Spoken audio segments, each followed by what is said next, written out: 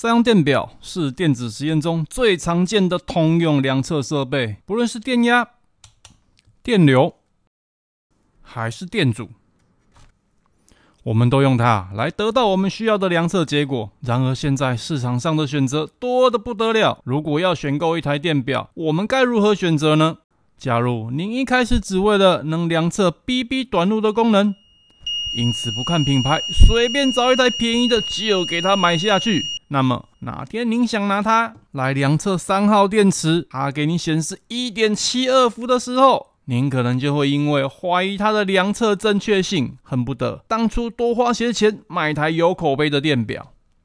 电表这东西是讲求准确度的，解析度次之，要是选购时不注重规格，日后它可是有可能变成鸡肋，要量也不知道准不准，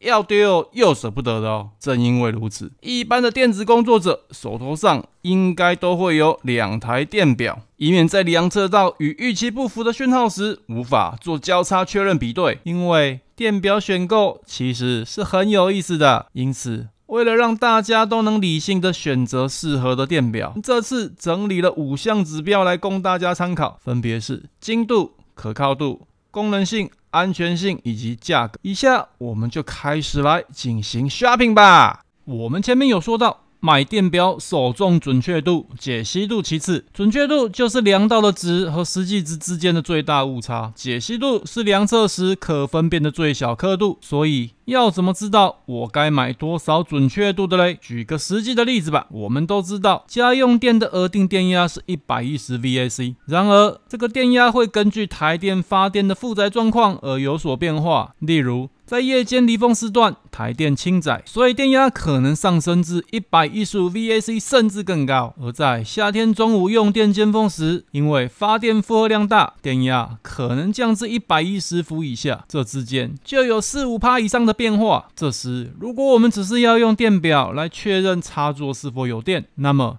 一台准确度达 5% 的电表就已经足够啦。但如果我们想要知道的是精确的电压值，那么我就会建议选择一台准确度误差小于 2% 的电表。不然如果把电表本身的误差当成实际的电压，那就糗大啦。然而衡量一台电表量测引擎准确度的标准，看的是 DCV 规格而不是 ACV， 因为量测引擎是所有功能共用的，除了直流电压量测外，其他像是交流量测或电阻功能，在电路中都需要经过一些转换才能进行量测，因此只有 DCV 功能才真的能够直接反映出量测引擎的性能。因此光是看 DCV 规格就足以看出一台电表的等级啦。至于解析度，就是量测功能可以解析到的最小刻度，例如这把尺上的最小刻度是 0.5 公里，因此它的解析度就是 0.5 mm。 我手边有2台电表，它们的解析度分别是4000个刻度以及10000个刻度。原则上如果价格相同，这个刻度值当然就是越大越好了。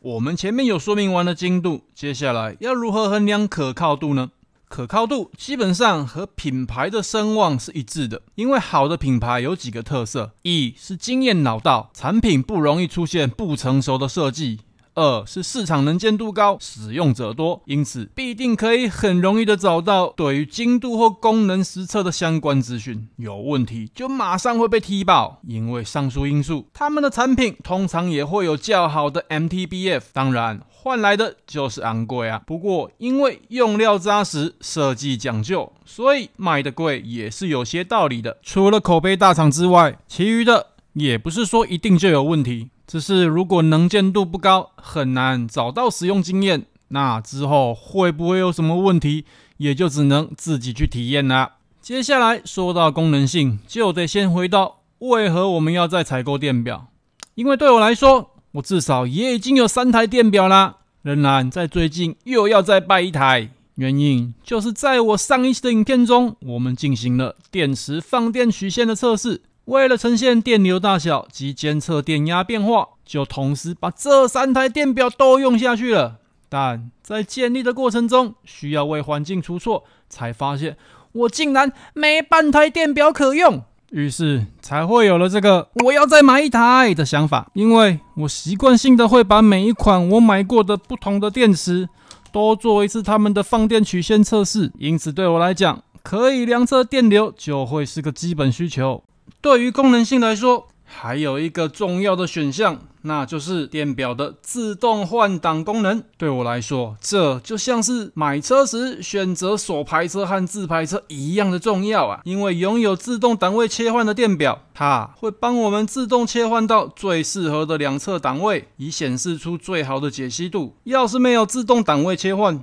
电压变化时，我们就得自己选择最适合的档位，才能得到最好的量测结果。再来谈到安规，就不得不先说说体积了。我一般会希望电表体积能越小越好，能插进口袋就太棒了。但体积小这件事情本身就和电气安全有冲突，因为电气隔离讲求绝缘和安全兼具。像是现在符合1000伏耐压的电流保险丝，光是400 mA 路径的就这么大一坑。毕竟我们没办法保证我们何时会把碳棒留在电流端点，然后直接量测高压讯号，因为电流量测为低输入阻抗，在接上电压接点的瞬间，形同将高压短路，因此电表内的保险丝以及整个电流路径的元件对耐压及安全兼具的设计就需要很讲究，这也就造成了电表尺寸会降不下来的原因。因此虽然每家电表厂商都标示了 Cat2 1000伏、Cat3 600甚至 Cat4 等等，基本上看看就好， function 能 work 不代表使用无虞。如果真的有量测高压的需求，我建议您手边务必还是要准备一台知名品牌的电表，而不要贸然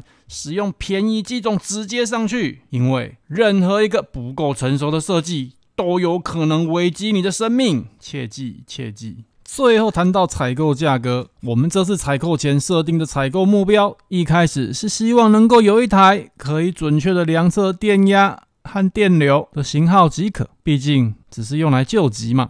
所以当然是越便宜越好啦，坏了丢了也不可惜。但就在寻找适合机种的时候，新台币200-300块左右的等级，它们不是不能量电流，就是和我手边的型号同质性太高，因此最后我忍痛多花了1倍的价格，选了这台2万 counts 的电表，